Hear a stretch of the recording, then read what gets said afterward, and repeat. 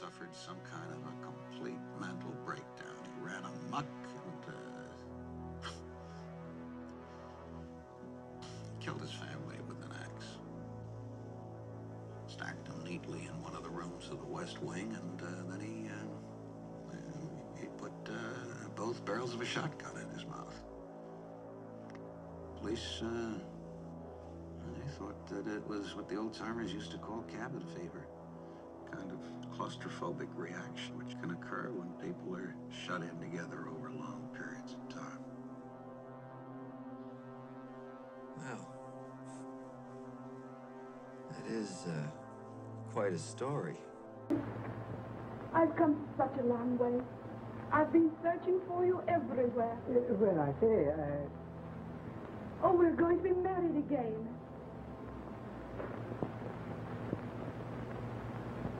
Are you one of the wedding guests? better go to your room, Bertha. Edward, who is she? What does she mean? Bertha.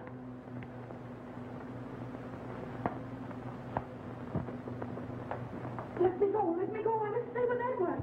No, now come along. You can't separate me from my husband again. No one shall. No, dear, of course not.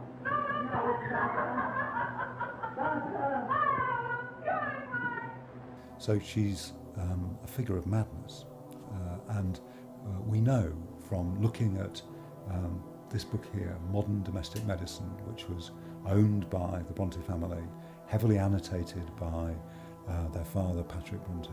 We know from this just how interested they were in bodily processes and psychological processes and mental processes. And you see them exploring here in the medical literature, and then working it through in the novel. What are the bodily signs and symptoms that we need to be most attuned to? What will it tell us about the status of our minds or of our bodies, how diseased they are or how healthy they are? And that's there, absolutely the centre of the book, with in some ways the most famous character in it, the madwoman in the attic, the sense that somewhere hidden in the secure domestic home is a backstory and an otherness that must be confronted and which can come out and get you in the middle of the night. And it's associated with madness, with haunting, with hallucinations and with fear. Here's Johnny!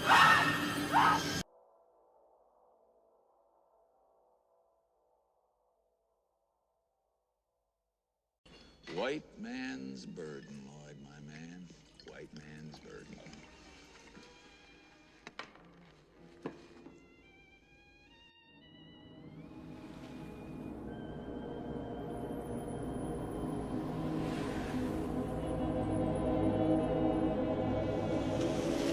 The poster that came out in Europe, at least in England, I believe, before the movie was released in Europe, said the wave of terror that swept across America. And Kubrick controlled the posters very carefully. Now, it made you do a double take. I remember seeing it in Europe. I was the Rome bureau chief at the time for ABC News, and I remember looking at it, the wave of terror that swept across America. What's he talking about? And you'd sort of think that he was talking about the impact of the book The Shining, maybe. The impact of the movie that had just opened over there, maybe. Didn't quite fit. The wave of terror that swept across America from Portland, Maine to Portland, Oregon was the genocidal armies and the white men with their axe clearing it all and bringing in extractive industries, among many other good things as well. But that was the wave of terror that swept across America, terrifying, of course, the American Indians. So often when she talks to Rochester, you notice that there's a whole way in which they keep talking about slavery. So at one point she says, you can go to the slave markets of Istanbul, if that's the kind of woman that you want. So the fact that she comes from the Caribbean, does Bertha Mason, invokes a whole history of slavery, slave exploitation, colonialism. Britain isn't at its imperial height at this point. It's only the 1840s, that comes later. But still it's a major imperial power and has been, until relatively recently, a major slaving power too. And as we were driving up out of the car park, I was sitting in the back left seat. I was thinking, what was that? What was that? What was it? What was it? What was it? And I think my visual imagination looked at that Calumet baking powder can, the one right behind Halloran's head when he's talking to Danny. I knew what Calumet meant. It meant peace pipe. And I thought to myself, peace pipe, Indians. Oh my goodness, they're all over the place in that movie.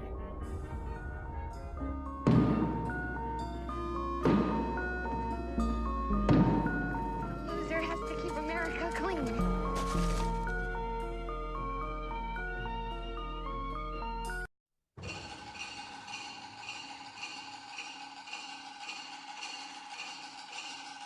He's a confirmed ghost story and horror film addict.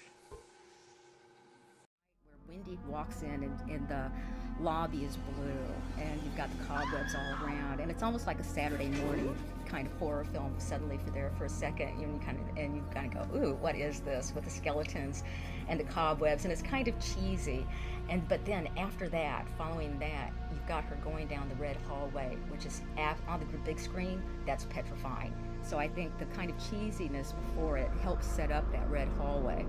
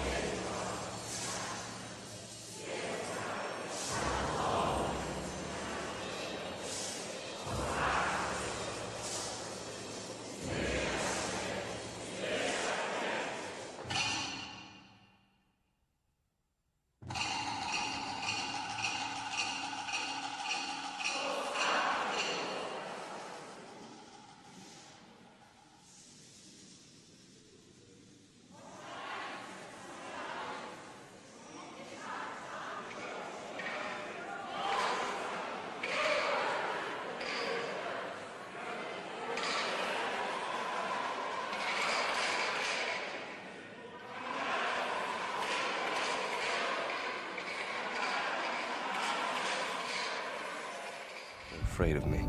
I'm not afraid. I can remember when I was a little boy, my grandmother and I could hold conversations entirely without ever opening our mouths. She called it shining. What are those twins? So intertwined in their senses and feelings that they can cry out to one another across continents, so close to their thoughts.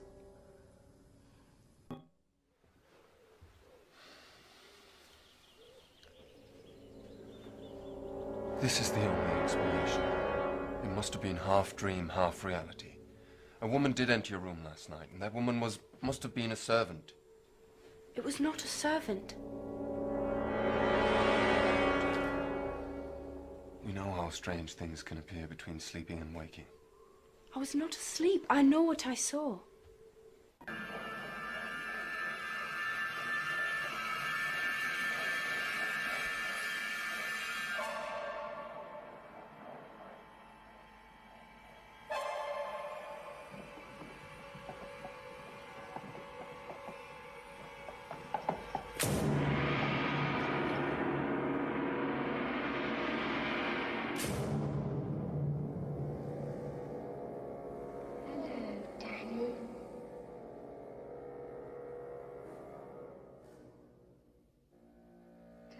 Play with us.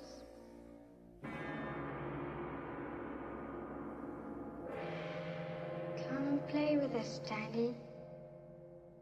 Forever and forever and ever.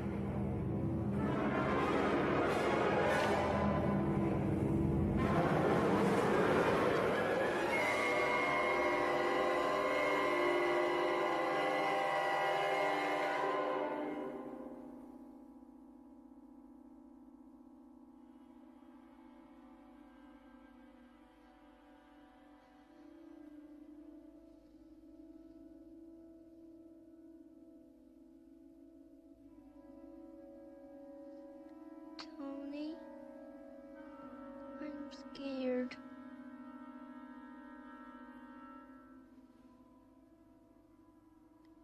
Remember what Mr. Halloran said. It's just like pictures in a book, Danny. It isn't real.